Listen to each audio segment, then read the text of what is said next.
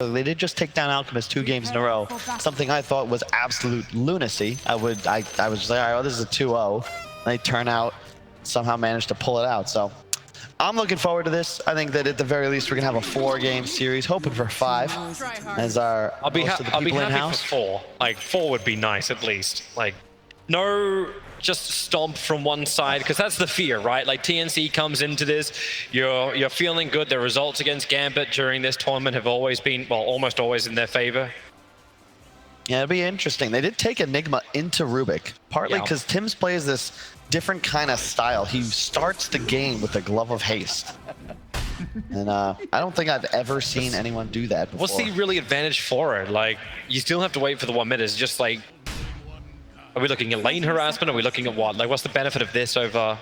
Oh, it's because he immediately can rush Midas. Or he can immediately rush Helm of the Dominator, depending on what he chooses to do. All about transition item. Why am I saying Helm? Yeah, you're fine. Don't worry, we'll move on. I wasn't going to bring attention to it. I'm testing you, man. Of course it's in the recipe.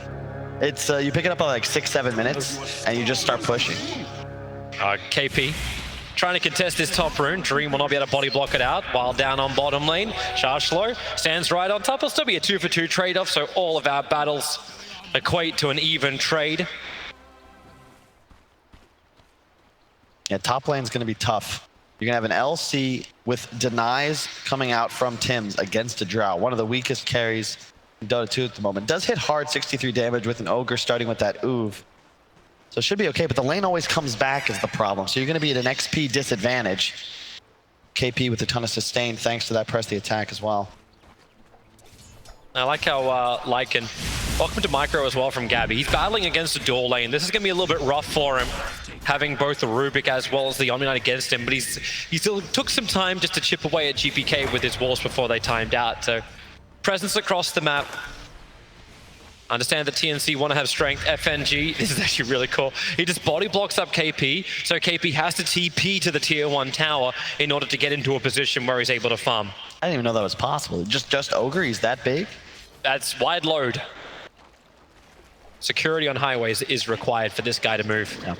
This is going to be a cool game. It's all about the timings. TNC, you've got these limited windows to take fights, right? Like an ultimate, you want to fight a duel, maybe an Enigma ult. You got like that 10 to 15 seconds to close things. Gambit, you want to just extend, get a bunch of steals, have Storm pick off a backliner, rinse, repeat. Your sustained damage output is nuts. And both teams have the ability to punish with objectives. Roche, towers, whatever it is. If you get an opportunity to push in a 5-on-3 scenario, you're going to get a lot of work done. Does that punishment come a little later? Like, it feels like these lanes will remain very static for a while. Yeah. Like, Enigma's just denying on the top lane. You've got FNG trying to contest this, but this is the only real place, unless it's just the one-on-one outplay in the lane, that something weird can happen just because FNG's fighting behind the tower. It's just Ogre things, right? You can't really harass this hero. Nothing Tim's can do. He's going to rotate away from him down to the bottom side of the jungle. But the benefit of the LC is, with that little bit of XP advantage, one-on-one against a Drow, you're feeling just fine. Actually, really annoying when FNG can get last hits on Eidolons. Stops the farm, as well as giving that little bit of extra to the Ogre. Arcane Rune on the Storm is going to help him out a lot against OD. It's a weak lane for the Storm. As you can see, you just get Astraled, and that's always going to be some CS and denies going the way of OD. But later on in the game, Storm is actually quite nice. You're never really threatened by Hammer because you have so much intelligence, and you can jump on top of him, although he's taking a ton of pressure under this tower. I think he's trying to take a lot of the damage and then just salve up underneath the tower. This is what KP's forced to do, to try and zone out FNG. And even then, it's not really a zone out. And March on bottom lane. I think he's probably hoping he can get himself a better creep than this. He just took a dire range creep. He's trying to harass into Chargelo with it. Yeah, they did a nice job, even though there was a sentry, so he has his easy camp open. Vampire's done a great job just body blocking at every spawn. So nothing that March can do. You can take the Sata from the side. Actually, no, you can't. That was the big nerf. You need to level. You could take the tiny one for the purge, but that's obviously not going to allow you to harass. You want the mana burn creep, but he'll need level 3 for that. Dire's structures are fortified. It was a really good change. I remember I played Doom support recently, only to realize that they had nerfed Devour. And I think I got reported for that one. It didn't end well for me. That'll be why Doom is one of the unplayed heroes of this tournament. That should be a pretty diverse week. There's only, I believe, 12 heroes that haven't been played at ESL 1 so far. That's a given, especially when a lot of these teams, it's a late patch. You're trying to discover an identity with a lot of these new squads. But even with the late patch, like Io is one of these heroes that has not been played at ESL 1 this week. Really? Yep. Huh. Radiant's bottom tower No one's touched him after what happened at TI. Just ignored. He did get nerfed slightly, though, to be fair. It's a really peaceful game, man. I don't know if that's really... That's not the way I like this to be. That's my action-packed like GPK as well as Armel. They're just playing this the slow way. Of course, Armel is up on the CS underneath the tower. GPK can't get real support much. Has to stay on the bottom lane. Vampire is too dangerous to just leave with Shashlo against Leica, but Lycan's getting up in the levels. Yeah. So can they even do, like, how does this bottom lane work now that Lycan starts getting stronger? I always remember the story. It's like, okay, Lycan starts off, not so great in the early levels. You get 6 and you can maybe threaten kills. It's really the HOD. Then the creep, especially with the assistance of Chen creeps, allows you to just apply too much pressure for Shaklo to deal with. He's going to need a soul ring stat so that he can continue trying to sustain here. Yeah, especially with the mana burn creep. Yep. Welcome to nothing. It's really annoying to deal with. This is when Chen starts to get much stronger. March, gonna look for another creep, and that's the perfect ganker right there, the Golem. You get the 125 damage on the initial stun, then it splits and you get another 250. Along with the stuns, of course, it's gonna be an easy kill on mid if the Storm comes back before hitting 6. But GPK wisely, already rotating into the jungle. Good warding from March, too. I really like this movement. He knows Storm is in the area, and he's going to find him before 6. Yep. He's going to walk right into him. Oh, he's going to walk right around him. Now he turns. The Observer Ward in the mid lane gave him the information. Enigma is here, too. Tim's has come out of the jungle. 5-6 minutes in. Nice sentry ward down by the Rubick, so at least he can get rid of that Ops. Munches it quickly with the Tango. And a Fade Bolt into March. More support's arriving too as Enigma forcing with the catapult wave into the tier 1 tower. And March back through the tree line. The Imprisonment's just buying more time to hit to the tier 1 tower and bringing more attention of Gambit here. FNG, he's tanky, but against this lineup, maybe not that tanky. He's doing so much work. This tower's already at 200 HP. Golem's about to split. It's looking for its extra stuns. Throws them both towards FNG, but the Golems are down. Tower's at 100. Is anyone going to attempt a denial? They just banish FNG. Tims takes the tower. And this early pressure with the Chen's perfectly timed. And FNG had no way out. So first blood goes the way of TNC, both tower and kill. It's so good, too, because Shaklo, you'd love to have him rotate mid, but he can't. There's a Lycan bottom with his own catapult. If he goes mid, he's going to lose that tower. Top lane, it's a Drow. He's level 5. There's absolutely nothing you can do right now as Gambit. This whole lineup needs a lot more time to come online. They do get Drow level 6 now, so a bit more attack speed going their way. Really well done by TNC, though. They have done this all tournament long. A dominant advantage already. A tower, a first blood. Armel is cruising. They just have to keep this pressure up, right, TNC? But at least they're not running the clock. Like, if you have an Alchemist on the other side, you need to start taking more towers, keep forcing the issue. But right now, it's just putting more money in. The Hand of Midas, 7 minutes on that Enigma. He went HOD in the previous 2 games that they ran this strategy after starting with the Glove of Haste. However, in this game, when you get it so early, 7 minutes in, you were... like, you don't need to really worry about your net worth for the rest of this game. You worry about your Chen. March is in a little too deep. He was underneath the Dire Obs and Sentry. Gambit realizing after TNC were invading into their jungle, they needed to know where they were going. And that's just an easy pickoff on the Chen. But he is the bottom net worth for TNC. The pressure still being applied towards the top. Dro, as well as Ogre, can have some fun. There's a lot of stuns, there's a lot of slow. Tim's trying to help out with the Midnight Pulse, but KP, way too much damage. There's 2 points up in Cold Arrows. He's trying to keep FNG away, and is able to take the attention. Combining with his conversions, moving over towards Dream. Really good micro from Tims. If those conversions aren't there, he's probably just going to get turned around on, but Dream threatened by the damage. Has to back away. Does farm up most of them, though, so happy to get that gold. I love how Vampire just denied its own Observer Ward battling against the Chen army. That poor little Centaur Corsa did like 19 damage with every hit. It couldn't finish the ward.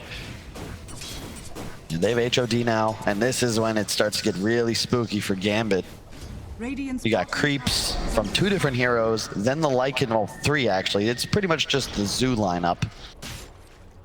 God, FNG TP's out as quick as he possibly can. Tims doesn't have the mana, even if he did have the range for Maleficus. And they've rotated KP down to bottom. You want to always try and put your pressure heroes together. If you're Gambit, how are you supposed to respond to what TNC have got in your top lane? Simple answer is you don't. You just put Drow in jungle to farm, right? It's hard because you're never really going to be able to fight this lineup as Gambit. You've got to get tower trades somehow, but Rubick. TNC play every lane. Trying to play the trees. Vampire looking for the juke, but the Observe Ward is just outside the tree line. So OD even walking away for a second, just in case the imprisonment wasn't going to find the kill. Mel came a little bit closer. So Storm has completed what? So Arcane Boots is his first item. Oh, bottom. Move towards the bottom lane. They have to get this pullback onto KP. Press the attack comes out, but he waited for the Vortex. Perfectly timed from GPK. Now get the kill onto KP. Huge kill. They really needed that. You've got to try and make something happen because currently TNC have already taken a tower. They've warded your jungle. Now they're farming it.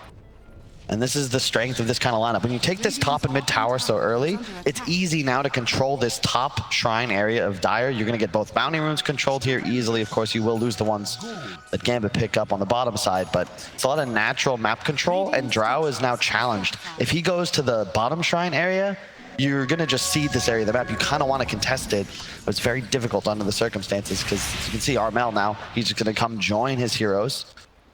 Tims retreats back to the jungle, just going to continue to farm. Only level 6, but he does have Midas. But he knew what he can get away with. March dropped down the sentry ward, but he didn't catch out that Dire Ops, the one that actually got him killed. So he may feel a little bit more confident about Vision as Rubick. Oh, he's up to level 6 now, but it's on bottom lane. Under the tier 1 tower, the dive begins, but Armel has arrived. KP able to tank through it with 1 charge and press the attack. Shashlo, the duel is up, but GA will protect him for a fair chunk, ensuring there's no duel victory to KP. In fact, Shashlo may be able to walk this off. Difficult once again as another imprisonment will come out. While over in the jungle, Chen is solo killing up the Rubick. It's just split both ways. The hammer will drop, so Vampire and Shashlo, they have fallen down. March will be, again, the expendable player of TNC. Yeah, a very interesting game thus far when you consider that they actually took the Enigma into Rubick, but they also, so you're kind of countered in that regard, but you have OD against Omni. They watched Gambit win 2 straight games with the hero. This is arguably the hard counter. You ignore GA, you just keep spamming those orbs. And Astral, very effective as a tool to wait out the GA or just CC the Omni Knight, find your opening kill. It's a really cool hero here, and Armel's off to a great start. Already with the Veil treads. Gabby going for the Necro, and you're going to get to a point as TNC, like the game feels a little calm, but they get 1 or 2 kills, walk into Roche, all of a sudden they might just walk down a lane. Where's the wave clear from Gambit? Fade Bolt? Auto attacks? Yeah, it just doesn't feel fantastic just yet. Not until they get that initiation jump you're talking about, not until they hit some kind of like power spike.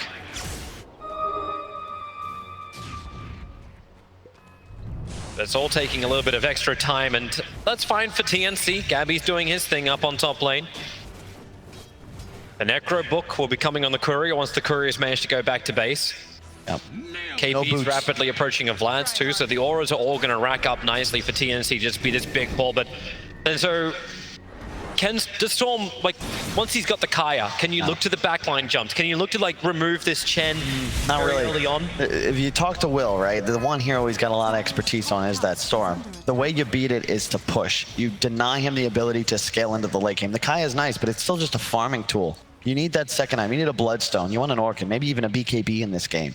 That's when you could potentially just start hunting enemy heroes, but you're so weak for so long if you can't just, they're not even really able to pressure towers now either because TNC have too much wave clear. Oh, multicasting stun coming in. Ogre creating the space. Enigma in pretty deep, and nice move away from GPK, ensuring that there wasn't going to be any kind of black hole with Lycan nearby. It was a risk. They get the Wolf Creep too, that's plus 200 gold. Very nice for GPK. And the downtime for the pressure that Enigma was looking to apply.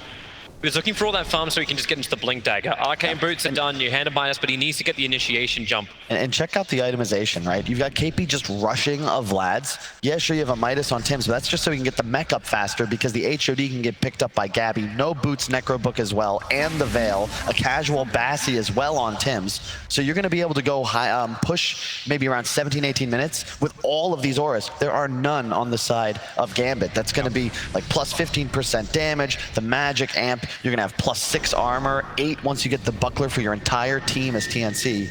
But Gambit have another thing. They just have like insane attack speed with even minimal amount of damage. They can make this kind of work. OD, the chain stuns are out. Vampire needs to be here for the quick pickup. Armel, okay, he's actually going to steal imprisonment. He's going to kill OD with his own ability. If there's going to be enough damage out, he'll pop, and OD, no, Armel stays alive a little longer, and then we'll end up dying. It's another multicast over on the Enigma. Here. GPK needs to jump away, getting away from the rocks, and Chen Army, they just have to GA, buy some more time to escape back out these imprisonments, allowing Gambit to actually move further away, keeping KP out of the fight. Vampire won't be so lucky, or maybe he will be, trying to get away from the minion army of that Lycan, who's now lost his movement speed. FNG is the first one to die, even though Vampire, I think, was the bigger problem for TNC in this fight. All 5 heroes from both teams end up in the mid lane, and it's an OD for an Ogre trade. That's fantastic for Gambit. That fight was far away from any objectives. They don't lose anything. Only a hard support. You found the OD. You can see where the Omni plays up against this Lycan, though. Yeah, sure, you can pop ultimate run at us. You get the GA off. However, you're going to watch Gabby. He's going to play with this Purge creep for most of the game. Long jump. It's all the battle for the 15-minute bounty runes, and KP try to contest for it. The first attack and a quick force start from Armel. We'll be able to get KP into safety. More support is still coming in. It's Vampire here and Armel. It looked like he thought he had a chance at this fight. KP's hanging around. He'll have to press the attack to get Armel away to safety to pick up the throw down. But Vortex, they've just got so many controls here, Gambit. Armel will die once again. 2 times in 2 minutes.